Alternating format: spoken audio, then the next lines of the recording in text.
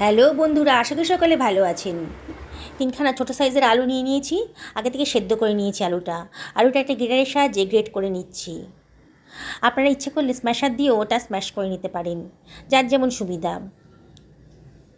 আলুটাকে খুব ভালো করে গ্রেট করে নিতে হবে, যাতে আলুর ভেতরে কোনো লাম্পস না থাকে। পুরো আলুর টুকরোগুলোকে গ্রেট করা হয়ে গেছে। এর ভেতর দিয়ে দিলাম হাফ বাটি মতন সুজি। আপনাদের ঘরে যেরকম ধরনের সুজি আছে তাই নেবেন। আর এর ভেতর দিয়ে দিলাম 1 বাটি মতন ময়দা। আর দিয়ে দিচ্ছি 1 চামচ মতো লবণ। আর দিয়ে দেবো এখানে কিছু মশলা। এখানে কিছুটা কালো জিরে আর কিছুটা জোয়ান, হাফ চামচ মতন হাতে ডলে দিয়ে দিলাম। আর দিয়ে দিলাম 1/4 চামচ মতো হলুদের গুঁড়ো, জাস্ট কালারের জন্যে। আর দিয়ে দিলাম 1/4 চামচ মতো কাশ্মীরি লঙ্কার গুঁড়ো। আর দিয়ে দিলাম হাফ চামচ মতো চাট মশলা, খুব টেস্টি হবে। 1 চামচ মতো দিয়ে দিলাম রোস্টেড জিরা পাউডার। আর দিয়ে দিচ্ছি খানিকটা ধনেপাতা কুচি। এটা মশলা পুরি, তাহলে কিছু মশলা এখানে অ্যাড করতে হচ্ছে। আর দিয়ে দিলাম কিছুটা কসুরি মেথি, হাতে ডলে দিয়ে দিলাম।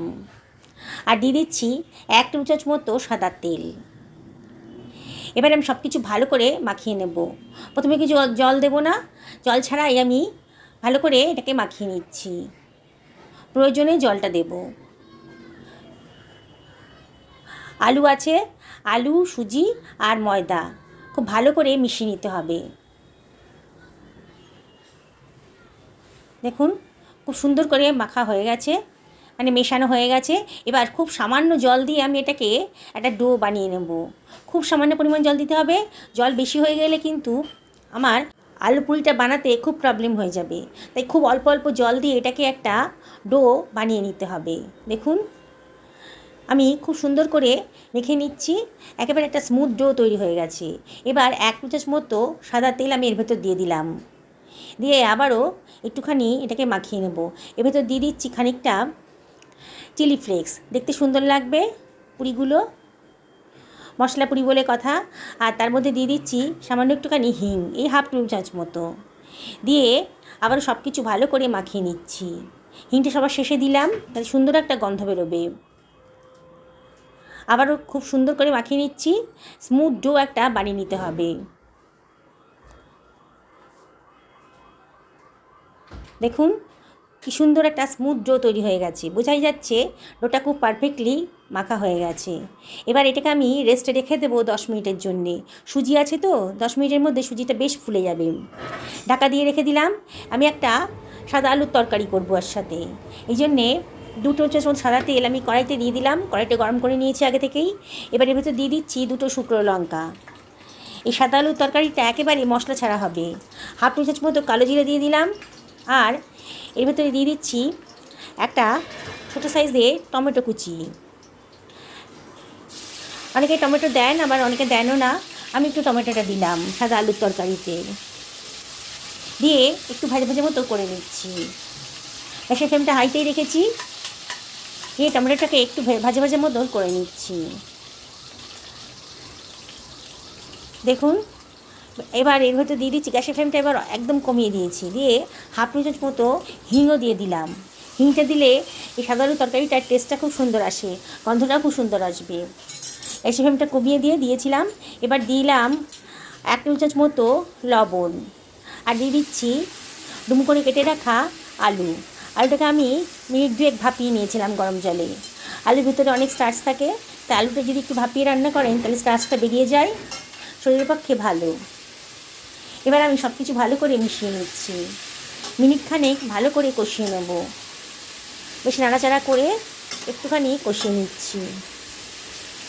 এই আজকে রান্নাতে কিন্তু হলুদ পড়বে না, আর কোনো মশলাও পড়বে না, কিন্তু দারুণ টেস্টি একটা এই তরকারিটা রেডি হয়ে যাবে। দেখুন আপনার শেষ পর্যন্ত ভিডিওটা। এবারে আমি এর ভিতরে দিয়ে দিচ্ছি গরম জল। এমন করে জলটা দিলাম যাতে আলুগুলো ডুবে যায়, খুব বেশি জল দিইনি। একটু গরম জল দিলে পরে রান্নাটাও তাড়াতাড়ি হবে আর রান্নার টেস্টটাও খুব সুন্দর আসবে। এবারে সব কিছু ভালো করে মিশিয়ে নিয়ে এর ভেতর দিয়ে দিচ্ছি চেরা কাঁচা লঙ্কা। কে কীরকম ঝাল পছন্দ করেন সেই অনুযায়ী লঙ্কাটা দেবেন। এবার ঢাকা দিয়ে রাখলাম মিনিট 6-7 জন্যে হাই ফ্লেমে। দেখুন 6 মিনিট বাদে ঢাকাটা খুলে নিয়েছি। আলুগুলো কিন্তু অনেকটাই নরম হয়ে গেছে, এখনও পুরোপুরি সেদ্ধ হয়নি। তবে আমি একটা হাতা দিয়ে আলুগুলোকে একটু স্ম্যাশ করে দিচ্ছি। এরকম ধরনের তরকারি খেতে কিন্তু খুব ভালো লাগে। আপনারা এইভাবে রান্না করবেন আর ওটাকে একটু স্ম্যাশ করে দেবেন, খুব টেস্টি হয় তরকারিটা। আর অল্প সময়ের মধ্যেই দারুণ স্বাদের একটা তরকারি প্রায় বলতে গেলে বিনা মশলায় তৈরি হয়ে যাচ্ছে। দেখুন হাতা দিয়ে আর ওটাকে একটু স্ম্যাশ করে দিয়েছি। আমার কিন্তু এবার মিনিট 2 ফুটতে পারেই আমার রান্নাটা কিন্তু হয়ে যাবে। এবার ওপর থেকে ছড়িয়ে দিলাম সামান্য একটুখানি ধনেপাতা কুচি, ঢাকা দিয়ে লো ফ্লেমে রেখে দিলাম। এবার আমি পুরিটা ভেজে নেব। দেখুন আমার ময়দাটা কিন্তু অনেকটাই সেট হয়ে গেছে, তবে একটু নরম মনে হচ্ছিল বলে আমি এর ভেতরে দিয়ে দেবো 2 টেবিল চামচ মতো ময়দা। একটু নরম নরম মনে হচ্ছিল। আলু পুরিগুলোর ডোটা কিন্তু মানে আলু পুরির মশলা ডোটা একটুখানি শক্ত হলে ভালো লাগে, মানে রেসিপিটা খুব ভালো হবে আর কি। আলু পুরিগুলো খুব ফুলকো ফুলকো হবে আর মুচমুচে হবে, এই জন্যে ডোটাকে একটু শক্ত করে মাখতে হবে। দেখুন এবার কিন্তু বোঝা যাচ্ছে যে খুব পারফেক্ট একটা ডো তৈরি হয়ে গেছে। খুব বেশি শক্ত না, আবার খুব নরমও হবে না, তাহলেই কিন্তু আমার আলু পুরি ডোটা পারফেক্টলি হবে। এবার আমি হাত দিয়ে লেচি কেটে নিচ্ছি। খুব বেশি বড়ও করছি না, খুব বেশি ছোটও হবে না লেচিগুলো। বন্ধুরা দেখুন রেসিপিটা বানানো কত সোজা। বাড়িতে থাকা সামান্য আলু দিয়েই কিন্তু অসাধারণ টেস্টি একটা রেসিপি তৈরি হয়ে যায়। সকালে জলখাবারেই বলুন কি রাতের ডিনারে, এটা কিন্তু আপনারা যে কোনো সময় বানিয়ে নিতে পারেন। মাত্র 10 মিনিটের মধ্যে কিন্তু এই আলু পুরিটা রেডি হয়ে যাবে। আমি তেল দিয়ে ছোটো ছোটো করে বেলে নিচ্ছি। খুব বেশি পাতলাও করব না আর খুব বেশি মোটাও হবে না, মোটামুটি স্ট্যান্ডার্ড সাইজের পুরি, আর নর্মাল যেমন পুরি হয় সেরকমই বেলে নিয়েছি। দেখুন অনেকগুলো পুরি বেলা হয়ে গেছে। কড়াইতে তেল গরম করতে দিয়ে দিয়েছি, আজকে সাদা তেলেই ভাজবো। দেখুন তেলটা কিন্তু হাই ফ্লেমে গরম করে আর যখন পুরিগুলো ছাড়বো তখন একদম লো ফ্লেম করে দিয়েছি, নাহলে কিন্তু পুরিগুলো বাইরেটা পুড়ে যাবে আর ভেতরটা কাঁচা কাঁচা থাকবে। এবারে হালকা হাতে একটু পুরি গায়ে একটু চাপ দিলেই পরে এই পুরিগুলো কিন্তু বেশ ফুলে উঠবে। দেখুন পুরিগুলো কি সুন্দর ফুলে উঠেছে।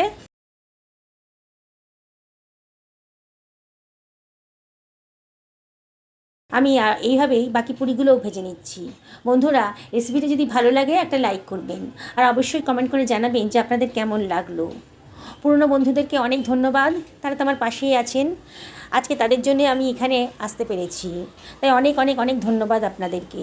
তাও আমি আপনাদেরকে রিকোয়েস্ট করব আপনারা কমেন্ট করবেন আর রেসিপিটা ভালো লাগলে লাইক করবেন। নতুন বন্ধুদেরকে রিকোয়েস্ট করব যারা আজকে আমার চ্যানেলে প্রথম, তারা আমার চ্যানেলটা যেন সাবস্ক্রাইব করেন। ফেসবুক থেকে দেখলে পারে পেজটাকে ফলো করার জন্যে রিকোয়েস্ট করব। দেখুন সমস্ত পুরিগুলো ভাজা হয়ে গেছে। এবার আমি একটা সার্ভিং প্লেটে সার্ভ করে দিচ্ছি। দেখুন কতটা ফুলকো ফুলকো আর মুচমুচে পুরি রেডি হয়ে গেছে। সাদা আলুর তরকারিটাও রেডি হয়ে গেছে, এটাও সার্ভ করে দিলাম। আর হাতে বানানো সুজির গোলাপ জামুন কালকে বানিয়েছিলাম, আজকে এটা সার্ভ করে দিচ্ছি।